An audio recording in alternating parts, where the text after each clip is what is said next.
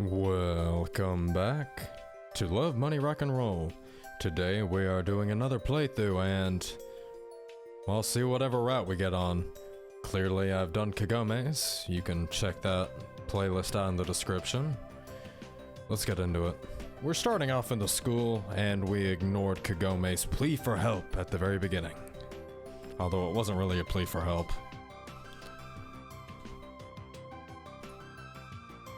Let's head to lunch. What happened? My conscience was still eating me up for not intervening. Several guys from Class B were apparently harassing a girl. I don't know who exactly. I didn't see anything. They make trouble for everyone. Kyosuke sighed. Yeah, not the nicest of people. Hope they don't bother with any of ours. And why do you care? If I asked you to list the last 5 names of students in our class, I bet you'd get stuck after just 2. As if I know your last name. And who else's? Michael? Michael did not look up from his book, seemingly unaware that his name had been mentioned. And besides that, Himitsu? Kagome's name kept popping up in my head. But if I named her now, wouldn't Kyosuke think I had witnessed the scene at the gate this morning and lied to him? Oh, come on. Now I was just being super paranoid. Hey, what's up? The rescue came from an unsuspected source. A classmate had suddenly materialized near my desk. And I also know his last name. You didn't need to know that the girl was Iwamura. She had it pretty rough as it was. The next lesson was contemporary Japanese. I've been in Japan for 10 years now, and speak the language fluently, of course, but writing still gives me grief at times.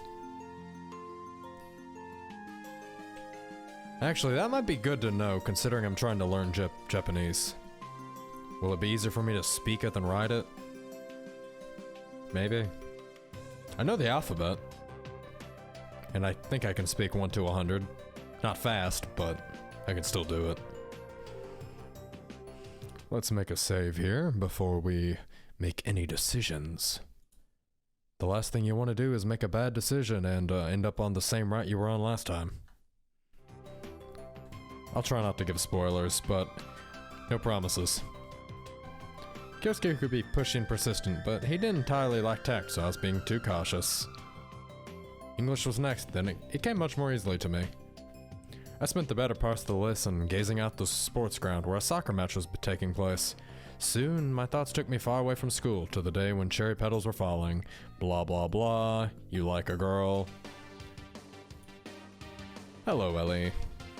I said, watch where you're going instead of sleepwalking. You were the one who bumped into me, girlie. And why would I bump into you?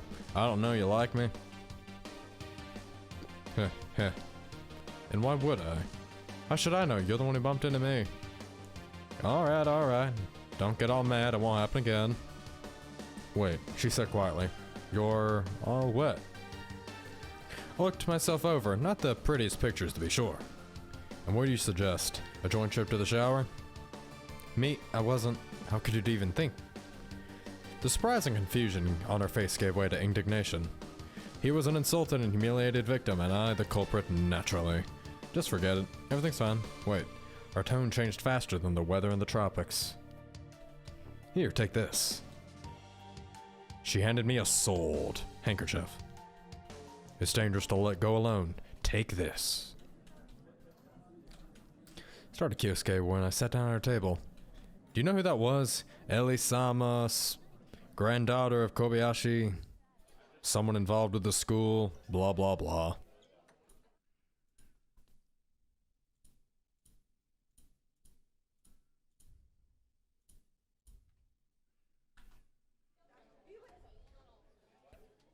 Also known as lunchtime. Had I agreed to meet Himitsu for lunch? I couldn't remember. I could just go for a stroll around the school, seeing as I'd only eaten an hour earlier. Alright. This probably puts you on a route for Himitsu, since you're, trying to stay involved with her. This one you go meet Kagome. Kagome and Ellie's routes are mixed. Somewhat, so since I was a jerk to her earlier, let's go to the roof. To the roof, roof. And that's when it dawned on me. The roof! The roof wasn't the most popular spot. Wonder why. Because she's up there. I quickly stopped by the cafeteria to pick up some rolls and a bottle of milk. The door hinges, badly in need of lubrication, screeched horribly as a powerful gust of wind welcomed me up. Then I found myself on the roof. The bright sun was blinding, but at least no one was here. Well, Kagome was. What was I going to say to her? The roof seemed too small for the both of us at this moment. If I turned around, she would think I was scared. I approached her slowly and stood nearby. Which meant I did the right thing. By all means. I hadn't expected such politeness. I sat down next to her, but she stood up immediately and practically ran towards the roof exit. Well now, I muttered, left all alone to myself. I probably should have intervened this morning after all. I kept chastising myself. She probably noticed us. Well, probably. I slowly chewed on the stale roll. I really should have gone to the cafeteria. The food there was incomparably better. Even Himitsu's seaweed and grass fare would have been preferable. The breeze picked up, and on its wings, the first autumn leaf, tinged with yellow, flew gently to the ground next to me. At least it wasn't from a cherry tree. Maybe Kagome's personality had something in common with hers. What was that personality called? Sanguine? Choleric? Melancholic? I could never keep those big words straight. Anyway, people's personalities are much more complex than that. Upbringing, environment, and experiences make a big difference.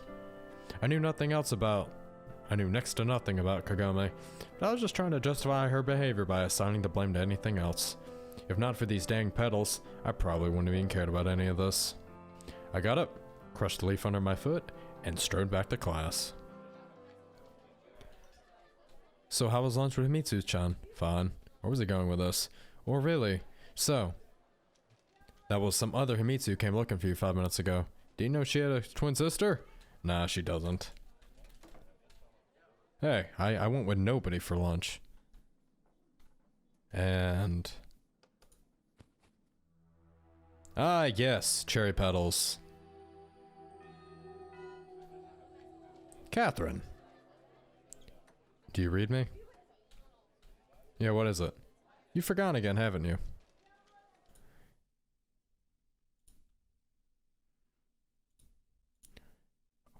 Time to save again, because it's my favorite pastime. I knew you would, so I decided to fetch you. Alright, we made some kind of plan. What did it matter now?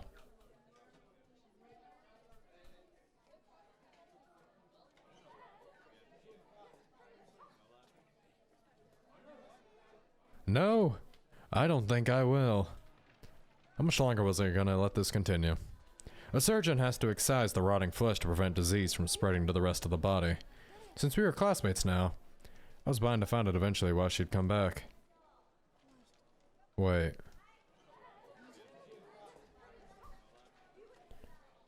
You don't actually run into her, I don't think. Let's double check that. I really don't want to hop onto Mitsu and Catherine's routes.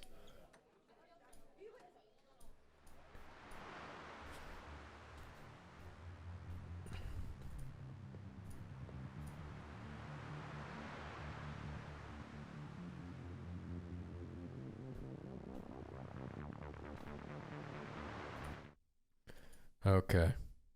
Let's just go with Himitsu for now. He'll be fine. He'll be fine.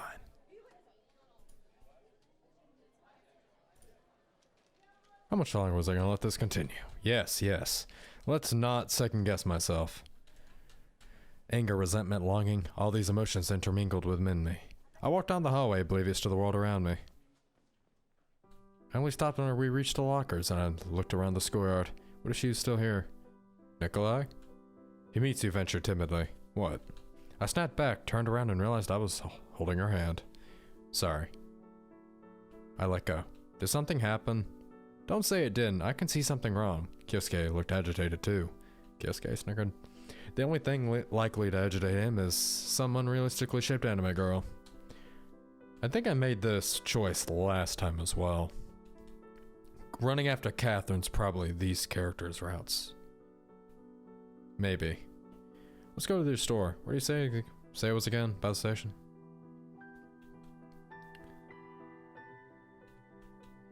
Ah, yes, yes. Hold up, was I feeling jealous? Anyway, if she'd found somebody, I'd have been the first to hear about it. I think what matters is that you like it. But like a lot of them, I like this one and this one. This one, not so much. What if she'd done to deserve this treatment for me? Catherine's back.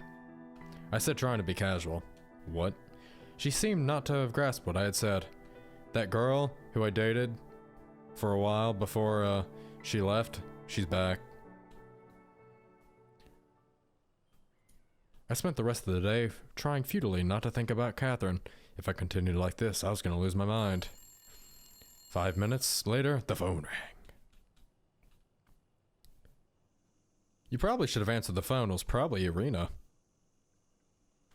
I even did homework for a change, played the bass for a bit, and fixed myself a simple dinner. Needless to say, I would have rather have eaten Himitsu's cooking. Wait. Did you say you hadn't played the bass in a really long time? Was that a lie, Nikolai? Suddenly the doorbell rang. Nobody at the door. There was a note. Nikolai-san, be careful. You're in grave danger.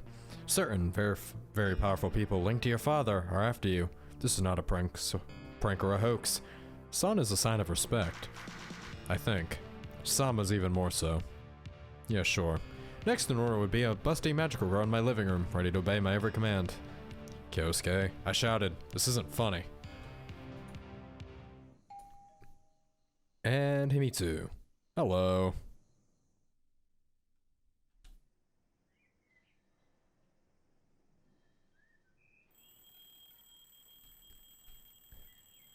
And we're on to the next day. Time to skip class, right? I need to go run into Ellie.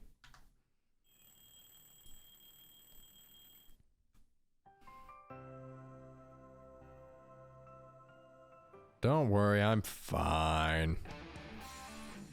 Oh, let me guess, you're a frequent visitor here. Hello, Principal. Well, I didn't expect to find myself groveling at your Grace's feet today.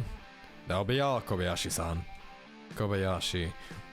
That last name sounded familiar. Yes, it's a powerful, very powerful organization in Japan. So, Anokin, do you know why you're here? I've got a couple theories. I understand that Japanese culture is alien to you, but we have rules here. You need to stop skipping school. What about my situation? No, what I meant was... Embarrassed, he removed his glasses and began wiping them slowly with a special cloth. Oh, that's a bonsai. Neat. In that case, you must also understand that you can't just skip classes for no reason. Wanna bet?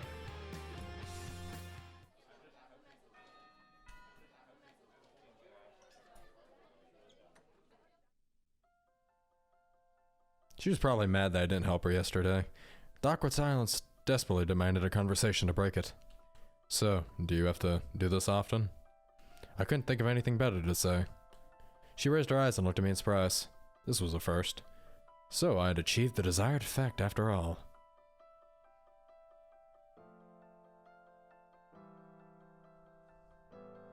She's somebody that I used to know.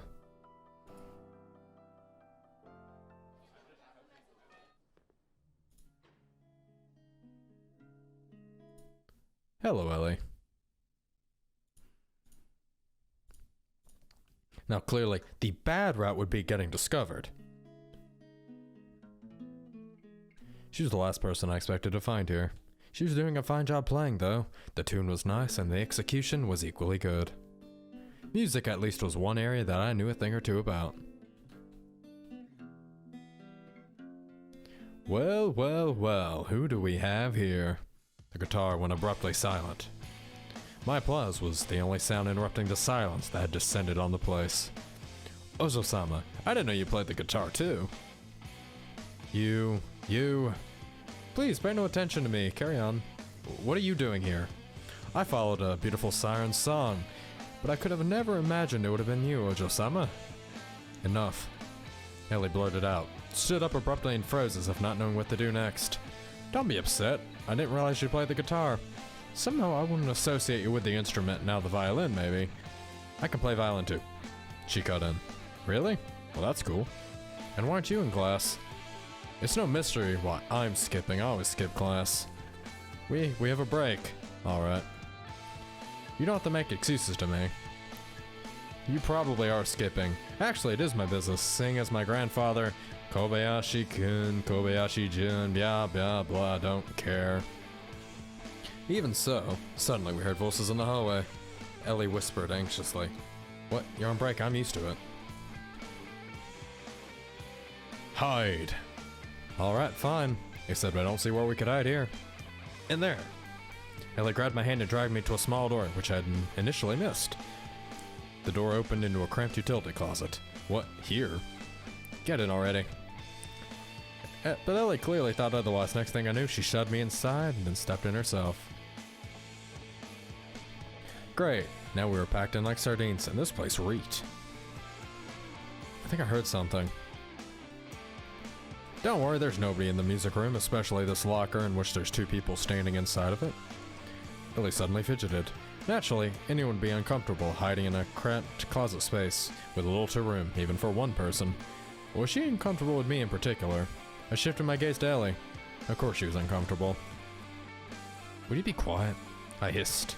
She turned around like a boiled lobster, her breathing becoming rapid and irregular. It really was an awkward situation, but it was for the both of us and I was still trying to hang on. Though who was I to pass judgment on our experience? I dated Catherine. I'd gotten used to her, but this was a completely different girl standing next to me. Not just next, she pressed right against me. My heart started beating faster. I swallowed. Ellie looked at me with a frightened look in her eyes. What do you want from me? I silently mouthed. She didn't respond, just kept fidgeting. I made a face that, in my mind, was supposed to mean quiet. She seemed to have understood. Meanwhile, the principal continued his talk. The moment the door closed by them, Ellie came flying out of the closet. I stepped out after her. I had to say something. It was a bit tight in there. She looked at me dumbfounded. Tight? You pervert, you groped me all over. I didn't touch you at all. You groped me with your eyes. You think I couldn't see it, feel it? Calm down already, will you? How can you grope someone with your eyes? And anyway, it was your idea to hide in there. Yeah, but that's all there is to it. Ellie's expression turned dreary, and she lowered her gaze. I suppose it's unbefitting of a young lady to behave like this, isn't it? She smiled sadly. Well, I'm not the best person to give advice on these matters, but for what it's worth, I don't think there's anything wrong with playing music. You seem to enjoy it a lot. Then I don't see a problem. And just then, a distant bell announced it was break time. Gotta go. See ya. Her final parting smile was utterly disarming. I was left standing alone inside an empty music classroom of the empty wing. What a strange girl.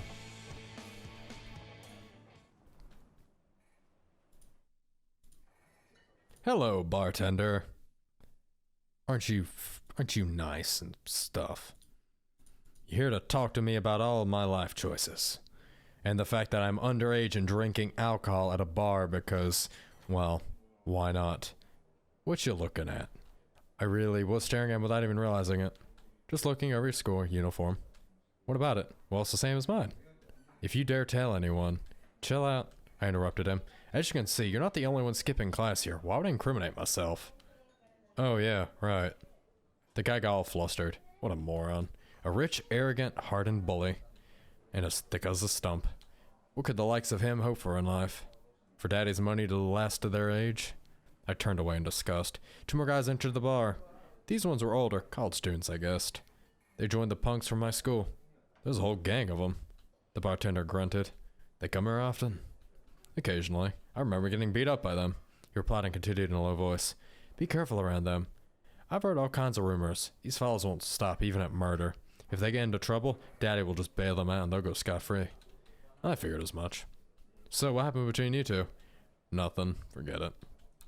I had absolutely no desire to tell him that yesterday, I'd watched from a distance as they bullied a girl, and that I did nothing but walk past them. I felt shame and disgust. Disgust more than shame. Well, my man, respect you and all, but you gotta understand that if anything happened, I wouldn't be able to help you. I've got the bar in my family. I get it. Just pour me another one, will ya? They were discussing booze-ups and parties. Who spent how much money on what, who slept with who, and who was next. I was about to pay my bill and leave when one of them jumped and shouted, Right. I don't have anyone home till tonight. A minute later, the bar was quiet again. At least they always pay their bills. The bartender smiled apologetically. I sighed and stood up as the door opened. Standing in the door was Catherine.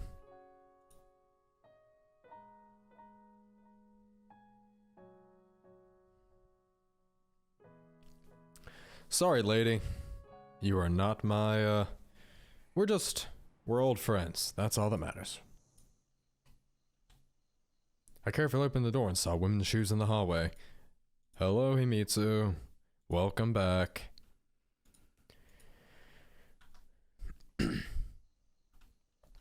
I should have guessed right away. Who else had any need of me?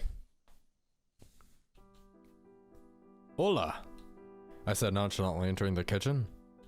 Where have you been? I was worried. Don't worry, I was just drinking, don't worry. I wasn't, what of it? It's nothing, just so much has happened lately, I was worried. Why would you worry about me? Do you think I was gonna drown myself? Nothing much has happened anyway. I think we normally get beat up. Maybe.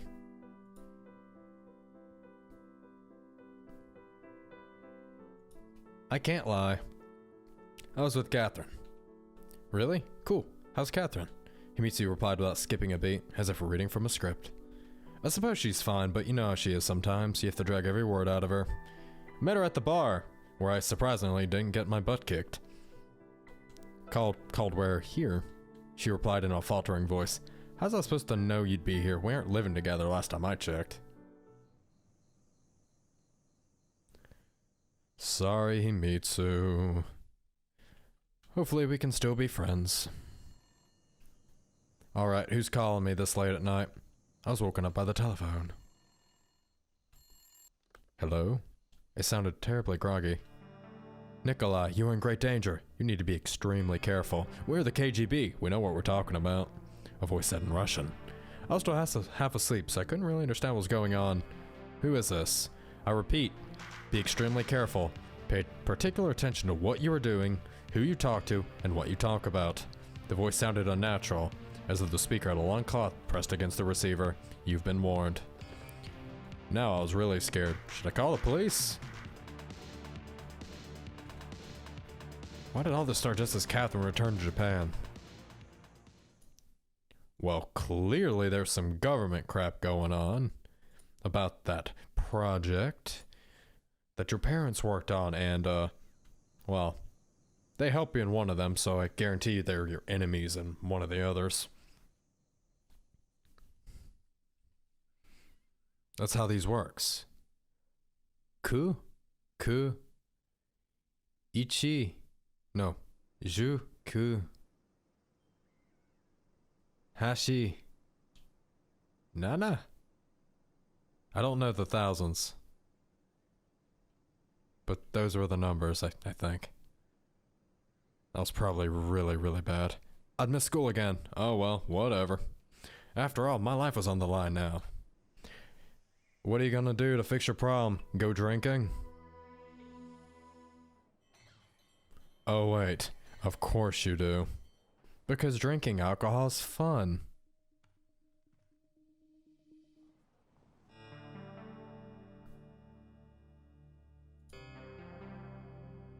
Gotta find the guy tailing me. It's important.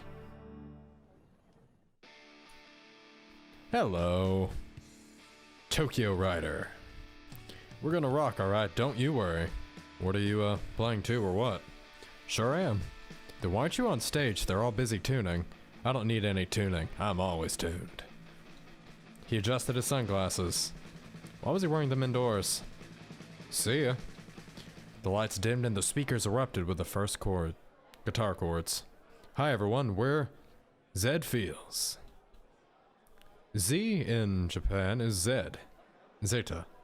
But this is Zed. Close enough, I'm just using what I know. A familiar voice came over the microphone as bright lights beamed down the rafters. Hey Ellie. Standing and then singing and playing. Now this I was not ready for. I said out loud, but no one could hear me over the thundering music. Yesterday's episode in the old music classroom came right back at me. Had the money driven her insane? I couldn't understand learning music on the side, but this here, I listened more intently. They were actually pretty good. No wonder they'd been asked to headline. The crowd clearly took well to music too. As the first song ended, Ellie shouted "thank you" into the mic and surveyed the audience, lingering on me for a second. Did she spot me? Judging by the surprise and even embarrassment on her face, she did. So what? Did she really think no one would find out about her nighttime transformation from perfect student and lady in the queen of Tokyo's glam rock scene?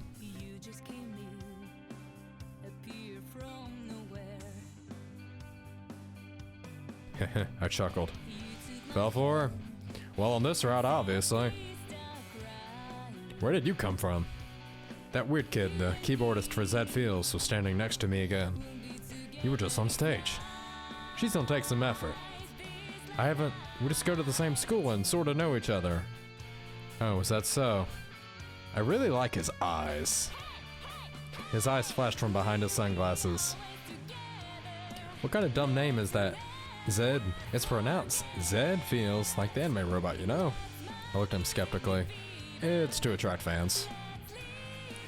If the jam-packed club full was any indication, Zed Fields didn't lack for fans, at least not around here. The crowd was getting hyped up in anticipation of the next song. An instant later, the guy I was talking to was back on stage behind his instrument. Of course, I was here just so I could distract her from my performance. Still, she did have a nice voice and played well too. Maybe she had a gift, but even so, to get this far, with all her other obligations and responsibilities, time is fine after all. I had no obligations, no responsibilities, and yet all I'd learned to play were 2 or 3 songs from tabs. At least you can play a guitar. I tried learning and I gave up after a month. I couldn't learn crap. My brain and hands are not in sync with each other. She doesn't do as well without you. Anger imparts strength. What the hell? You guys are playing now, as in right now. Right now there's a solo. The kid was starting to get to me, so I went to stand near the stage.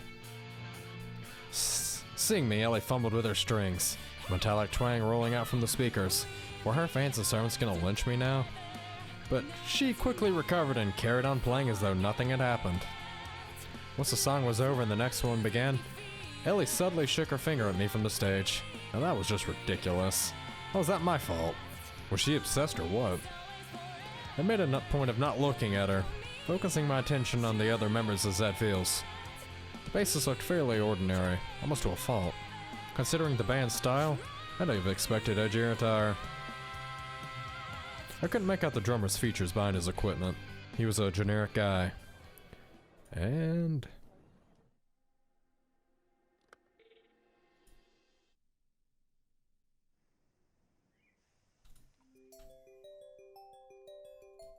we're back here. I think I know how we're supposed to get onto our route, but I'm not the smartest lad.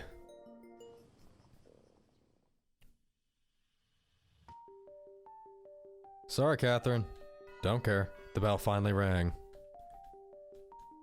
Needed to what? I couldn't do this anymore, and with a loud thud I hit my desk with my forehead. The teacher yells out, "Are you okay, Nikolai?" I'm fine, just confused. Go to the roof. We'll meet Kagome. Let's go with Himitsu, since that's the option that goes not to Kagome. Who if not her? Who else could I rely on? I hesitated a while in front of the door. Of course everyone in there knew me. But that's probably the reason why they also drew completely incorrect conclusions. Himitsu was sitting at her place, reading a magazine of some kind. Nikolai, sorry about yesterday, You're right, aren't you? Seem to still be kicking. I demonstratively felt myself all over. I dropped by because, you know, it's boring in our class. Kyosuke still tells us stories about manga and anime. Nothing interesting besides that.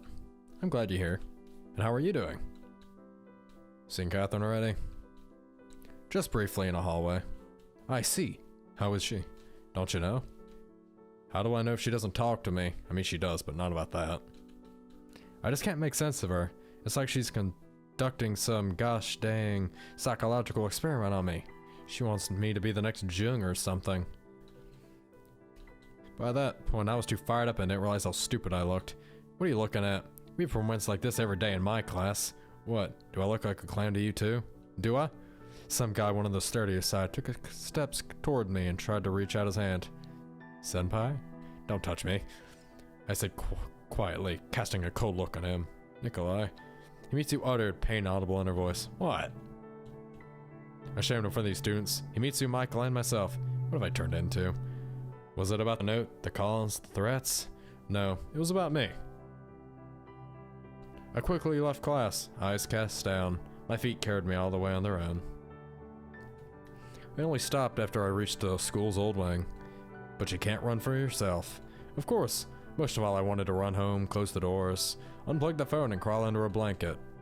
But that's not how it worked. The planet kept spinning no matter what I thought of it.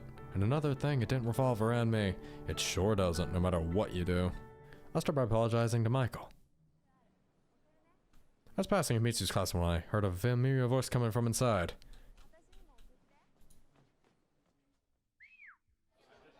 Yeah, lucky you. You missed that. I understand, it's alright. I'm telling you, I understand. That was just like Michael. One thing in words and another in thoughts.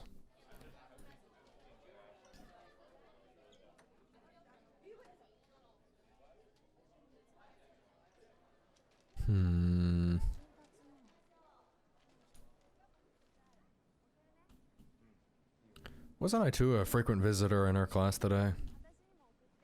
Then Himitsu herself appeared. Nikolai. Let's go home together, sure. Himitsu was merrily striding along the sidewalk enjoying the warm autumn day. Have you talked to Catherine already? You've already asked. You've asked already. We've just seen each other briefly in the hallway. I want to say, I don't want you to think I was eavesdropping on purpose, it just turned out this way. What do you mean by talking? With Catherine, I heard you argue. Ah, you meant that. We weren't arguing, just we haven't seen each other for a while. I'm so glad she returned. But I heard with my own ears. You were so you're telling me that wasn't an argument? Of course not, you just imagined that. That's a lie. But then again, we also lie to you, so...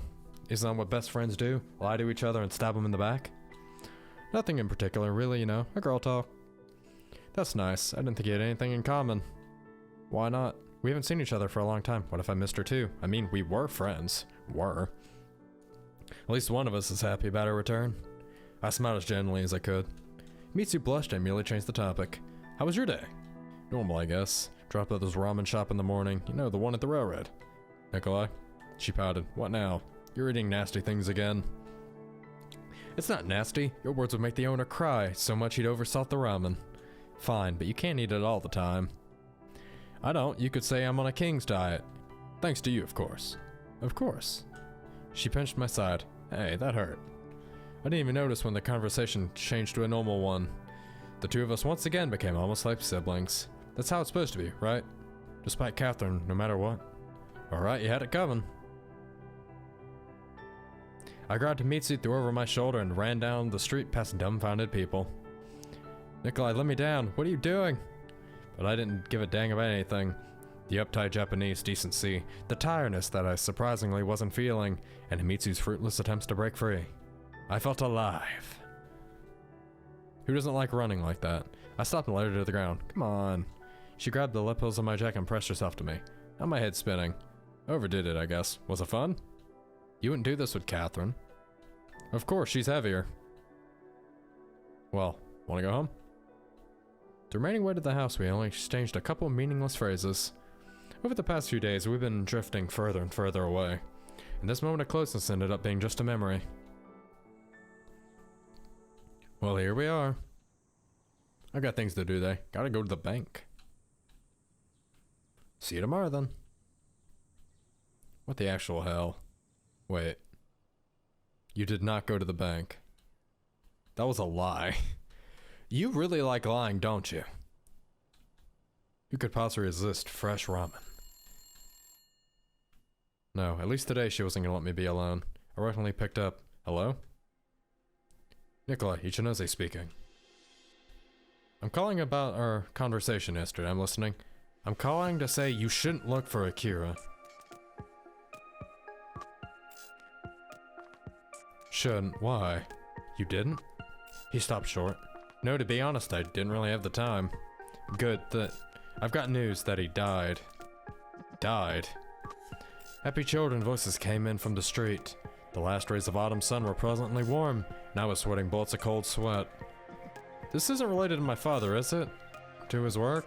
No, not at all. His voice was calming. They say it was a heart attack, he wasn't a young man.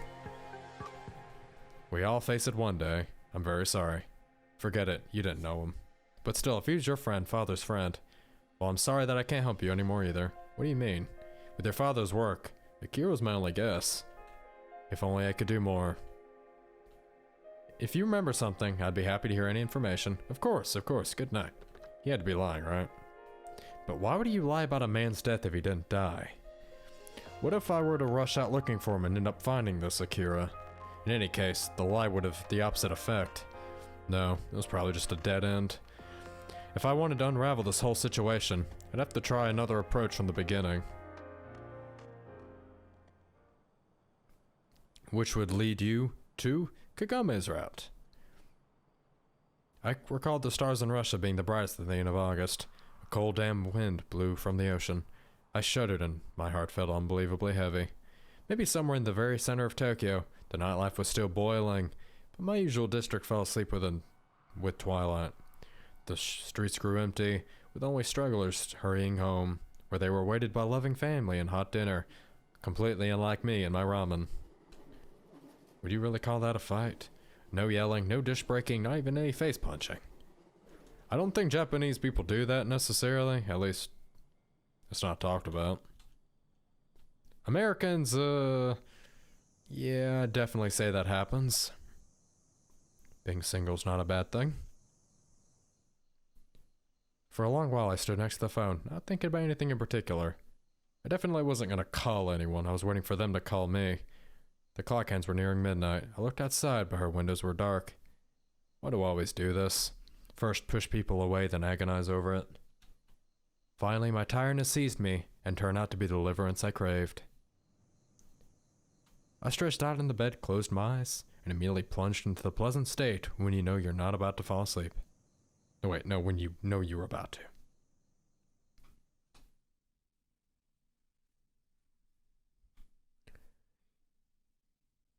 Juichi. Juichi is 11. I know that much. I'll try to count the days. Who knows, maybe you'll pick up something. Get up. Someone's voice was ringing in my head. It felt like was getting lobotomized. That's a very strange thing to think when you're getting woken up by a friend. Here you go. Mitsu let out a relieved. But today's Saturday. It's Friday, get up. She started to shake me by the shoulder. Enough already. See, it wasn't that hard. Why would something not be fine? I looked at the clock. She was more or less keeping to her daily regimen. So why did I feel so terrible then? Breakfast? You're not getting any bush today. She puffed out her cheeks just like a hamster. What's so funny? Nothing, you just look amusing. Yeah, amusing, like a little hamster. She stomped her foot, hissed and left the room. She always looked funny when she was angry, but it was all mostly a game. Laid out on the table was a traditional Japanese breakfast. Itadakimasu. I probably butchered that, but whatever. She said in a deliberately serious tone. You don't pay attention to what's happening around you at all. What do you mean? You sleep like a log. What if someone to break into the house at night and rob you? And what would they take exactly? How would the thieves know? The house looks nice from the outside. Uh-huh. So you'd think robbers pull off their jobs on a whim without investigating first? And how would they investigate, I have no idea. Or do you think I earn side cash by robbing houses at night? It's just that yesterday I saw a suspicious man nearby. A suspicious man? Yeah, he was looking at something through your windows. I let an incredulous sniff, which embarrassed Himitsu. Maybe it's just my imagination. Moreover, in this case, Himitsu seemed like she just to want some attention. She had her reasons. I'd been ignoring her a lot lately. So, what was so suspicious about this man of yours? He's not mine. Hey, I didn't finish the food. I tried to take back the bowl of miso. It was almost full. You don't like my cooking anyway. It's the most important meal of the day. What do you think I should do? Go to the police? I'm not saying it was your imagination that you made it all up, it's just real life is much more complicated. How would you know? Come on, sorry. She tried to break free, but the attempt was relentless, effortless, as though she wasn't sure if she really wanted to. These displays of affection weren't unusual for us. I didn't know how typical Japanese people would react to something like this, but she was used to it. Let's go, we'll be late. I let go of Himitsu and took a couple steps back. Fine, I'll go change quickly. I was standing outside waiting for her. Surely that was just her imagination yesterday. Although the notes, the call, I suddenly felt uneasy. Shall we go? Huh. Were we given multiple sets? Of course. And here's that ramen place. We stopped near my favorite restaurant. Himitsu said, clearly not interested. Wanna go there sometime? How many times have I told you? Hey, it's just that you're always cooking and this is for a change. Would that be a date? Well, I guess. Fine, sometime. She could barely keep up with me. Hi. Hi there, I guess. You look all gloomy in the morning. Everything alright? I think we originally missed school today. Couldn't be better. Catherine's desk was empty. Since the start of the morning, Himitsu was leading my thoughts away from her, either intentionally or unintentionally. But yesterday's argument and all of its details were still fresh in my mind's eye, and now of all times, it seemed like a battle between two terrible monsters from Greek mythology. Have you seen Catherine today?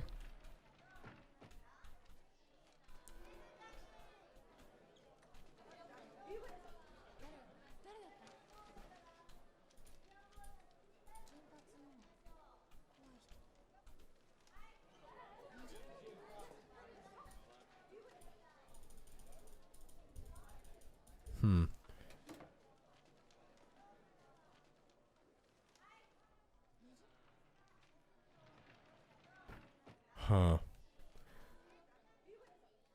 We'll see what happens if we go to the teacher's room. Let's do it. I listened carefully. It was quiet inside. I gripped the handle. Anoken-kun. A familiar voice sent shivers down my spine. Kiyama-sensei, it's so nice to see you this lovely evening. The man glared at me with undisguised annoyance. What are you, so to say, fiddling around here for? How could you? I just wanted to drop by to ask. I think you were just eavesdropping. How could you say something like that? Eavesdrop me? Never. Stop playing the fool. Tell me what you want. To be honest, you're right. I came here for a reason. Really, now what is it? It's about Catherine Winters. What about her? Don't tell me you've drawn into her shameful antisocial behavior. I didn't. I may tolerate you being here because I don't have a formal reason to expel you, but she's an exemplary student with a bright future. We were all very happy to see her return to our school. Kiyama-sensei, your life is your responsibility, but it would be criminal to derail someone else's future. Kiyama-sensei, to derail Miss Winter's future, I need to find her first. She's not at school today. Oh, is that so? And I wanted to learn her current address in Tokyo. We are not able to disclose that kind of information.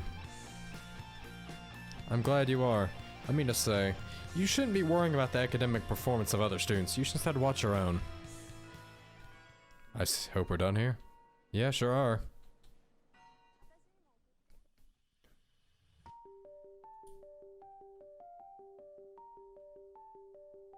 I wonder if we've hopped onto that route.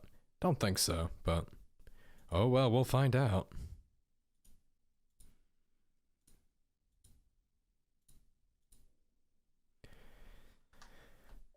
I hope you guys have enjoyed today's video. If you did, don't forget the like button, comment, subscribe. This is very interesting. I think there's hints. I really don't want to use them, but if we happen to get a bad ending, so be it. I will see you all in the next video. As always, goodbye.